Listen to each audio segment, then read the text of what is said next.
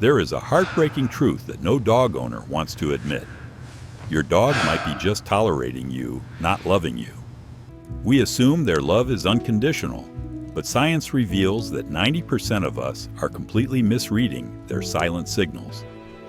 That cute look they give you, it might actually be a polite way of begging you to stop. Today, we are exposing 10 hidden signs that your bond is fracturing, including 3 subtle behaviors that most owners ignore until it is too late. And please stay for the final sign, because it isn't just annoyance, it is a desperate cry for help. Let's start with a signal so small you've probably missed it 1,000 times. Number 10. The statue. Freeze. Have you ever reached out to pet your dog, perhaps while they were resting on their bed or chewing a toy and they suddenly went perfectly still? I'm not talking about a relaxed stillness. I'm talking about a rigid statue-like freeze, where their muscles tense up, their mouth closes tight, and they stop panting. To the untrained human eye, this looks like they are just accepting the pet. You might think, oh, he's just being a good boy sitting still for me. But in the language of dogs, this freeze is actually a very loud shout. It is the precursor to a growl or a snap. It is your dog saying, I am tolerating this because I have to, but I am extremely uncomfortable. When a dog freezes, they are essentially holding their breath, hoping you will stop. It is a sign of high anxiety and a clear indicator that they do not enjoy the interaction happening in that moment. If you ignore the freeze and keep petting, you are teaching them that their polite signals don't work, which erodes trust. If you notice your dog turning into a statue when you touch them, the kindest thing you can do is take your hand away and give them space. It's a small gesture that tells them, I hear you, and it goes a long way in rebuilding a sense of safety. Number 9. The shadow ban. This is a heartbreaking one. You are in the living room and your dog enters. You call them over hoping for some connection, but instead of coming to you, they actively choose to position themselves behind furniture, under tables, or behind other people. They aren't just exploring. They are using physical objects as a barrier between you and them. We call this the shadow ban. If your dog consistently seeks out hiding spots or uses the coffee table as a shield whenever you try to engage it, suggests they feel a need to protect themselves. This doesn't necessarily mean they think you are going to hit them. It often means they find your energy overwhelming or unpredictable. Dogs are masters of energy. If you are loud, erratic, or constantly in their face, a sensitive dog will seek cover to observe you from a safe distance. They are casting a shadow over your relationship by refusing to step into the light of direct interaction. Watch where your dog settles. If it is always in a fortified position away from you, it is a sign they don't feel fully at ease in your presence. Number 8. The bye-bye glance. Think about the last time you took your dog for a walk. You are holding the leash, you are walking together, but where is your dog's focus? Are they constantly checking in with you, looking back at your face, or are they pulling ahead, sniffing everything in sight, acting as if you are just a dead weight attached to the end of the rope? This is the bye-bye glance, or rather the lack of a glance. A dog that feels a strong, respectful connection with their owner will naturally check in. They will look back every so often as if to ask, where are we going next? Or, are you seeing this? If your dog acts like a free agent the moment you step outside, completely ignoring your existence, unless you tug on the leash, it is a sign that the relationship lacks depth. To them, you are just the transportation, not the partner. This disconnection outside often mirrors a disconnection inside. It means they don't look to you for guidance or shared joy. It's a subtle form of rejection that says, the world out here is way more interesting than you are. Number 7. Snuggle struggles. Now let's talk about something that feels truly soul-crushing. There is a specific moment when you are brimming with love, your heart is just overflowing, and you reach out to give your dog a sweet little pat on the head or a warm hug. And what happens? They duck. They lower their head. They shy away. Or they sidestep your affection, like you are a pushy door-to-door salesman trying to sell them something they don't want. We humans mean well. Touch is our primary love language. We hug to show support. We pat to show pride. But we have to remember that dogs are not primates. They are canines. In the dog world, putting a limb over another animal's shoulders isn't a hug. It is a dominance display. It is a way of controlling movement. So when you wrap your arms around them in a cozy embrace, your dog doesn't feel loved. They feel trapped in a human straitjacket. Think about it. If a stranger came up to you and suddenly wrapped their arms around you, preventing you from moving, you wouldn't feel warm and fuzzy. You would feel panic. You would wonder, am I being held hostage? The more passionately you hug, the weirder and more threatening it seems to them. And that friendly pat on the head, to us it's natural. But to a dog, a hand coming down from above looming over their eyes blocks their vision and feels predatory. It triggers a natural instinct to duck and cover. So if your dog is constantly dodging your hand, it's not because they hate you. It's because 90% of the time we are giving too much affection in the wrong way. The fix is simple, but requires self-control. Stop the ambushes. Let them sniff your hand first. Scratch them on the chest or the side of the neck areas that are less threatening. Show them that your touch is a friendly exchange, not a surprise attack. Number 6.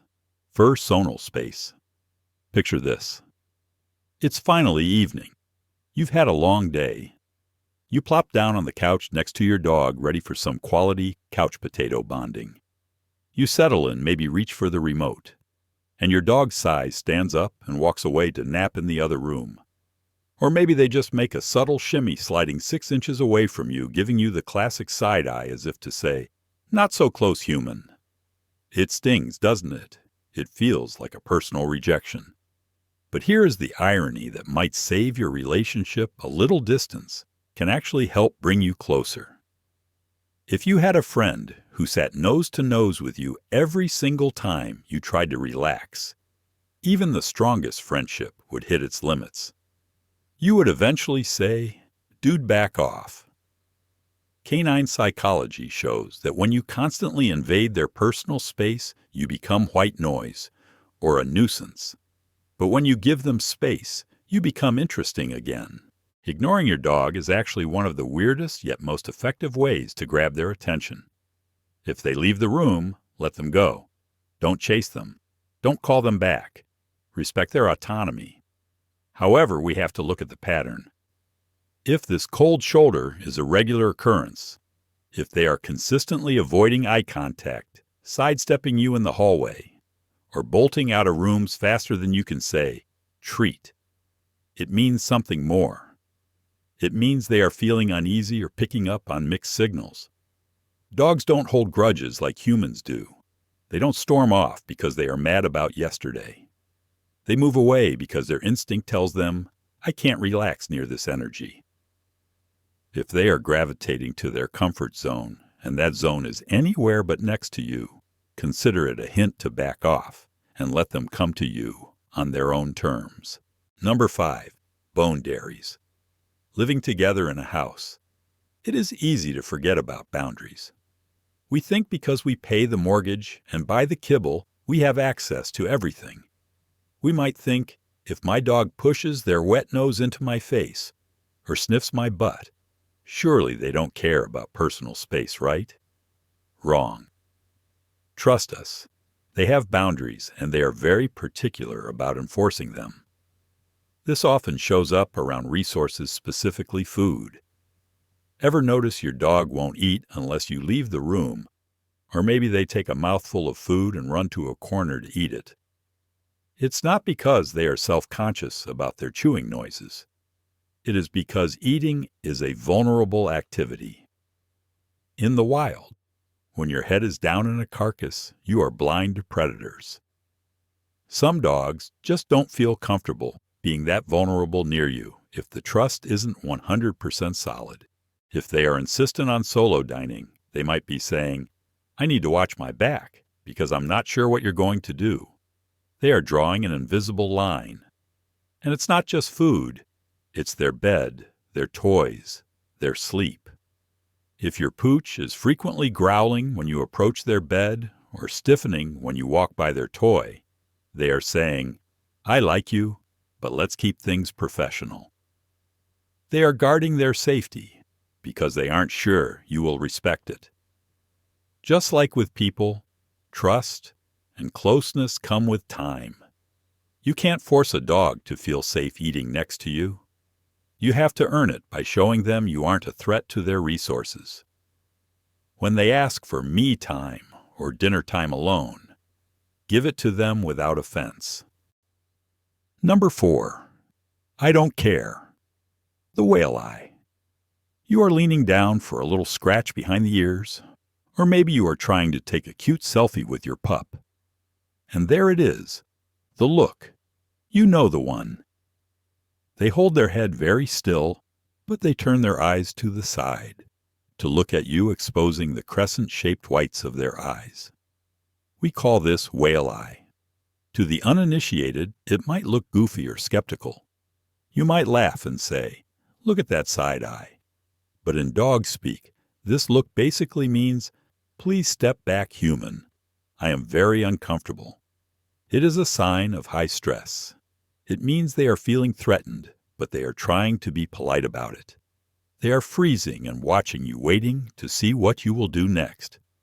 Maybe you are too close. Maybe you are moving too fast.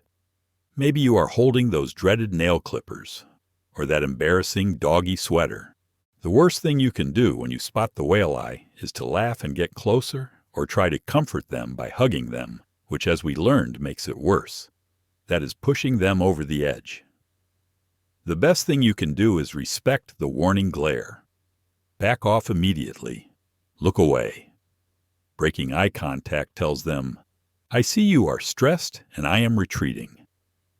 This de-escalates the situation before they feel the need to growl or snap. Number 3, bad to the bone. Isn't it frustrating when you are standing in the park shouting, "Come here," or calling their name for the 20th time, and your dog is just sniffing a blade of grass like you don't exist?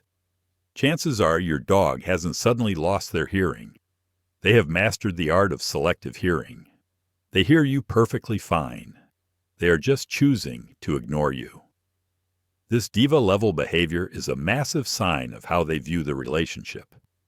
It often means they don't feel totally secure or respectful toward you. In their mind, your voice is just background noise. We have all been there with that one friend who talks and talks, and we mentally check out thinking, yeah, I'll pretend I didn't hear that. That is what your dog is doing. They have learned that there is no consequence for ignoring you and no great reward for listening to you. They don't see you as the leader of the walk. They see you as the follower. While it is tempting to feel snubbed and angry, taking it personally won't help. You need to become the most interesting thing in their world again. If your dog pulls this too cool for school routine, take it as a hint to work on your bond. Stop repeating commands you know they will ignore. Start using positive reinforcement. Carry high-value treats. Make coming to you the best party in town. Over time, they will stop seeing you as a nagging parent and start seeing you as the cool, reliable partner worth listening to. Number 2, the lick of love. This is perhaps the most misunderstood behavior in the canine world.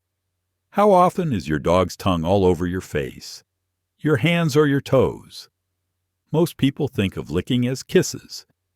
We think it is a pure, unadulterated expression of love. "Oh, he loves me so much he can't stop kissing me." But here is the twist: your dog's lick of love might not be about affection at all. While it is true that dogs lick to groom and bond, obsessive or intense licking is often more about submission than love. In the wild wolf pack, lower-ranking dogs lick the mouths of higher-ranking dogs. It is a sign of respect, deference, or even appeasement. It means, I am small, you are big, please don't hurt me.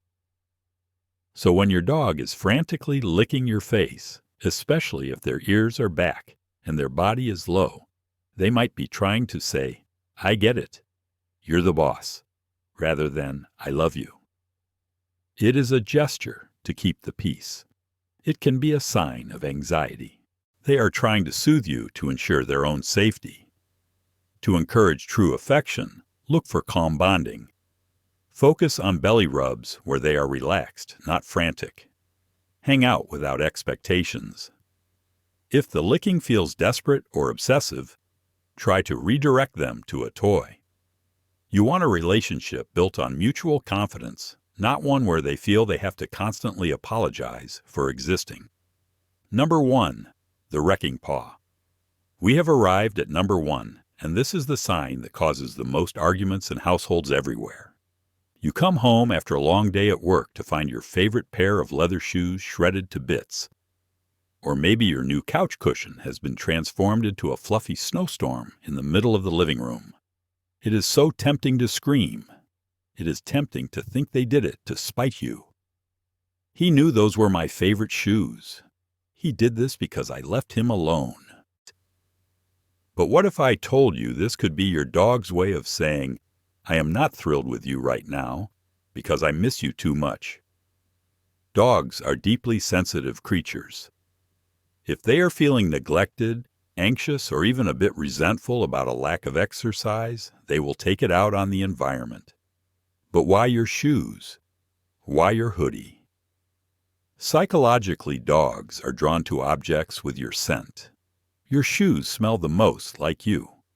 When they are stressed or lonely, they seek out your scent for comfort.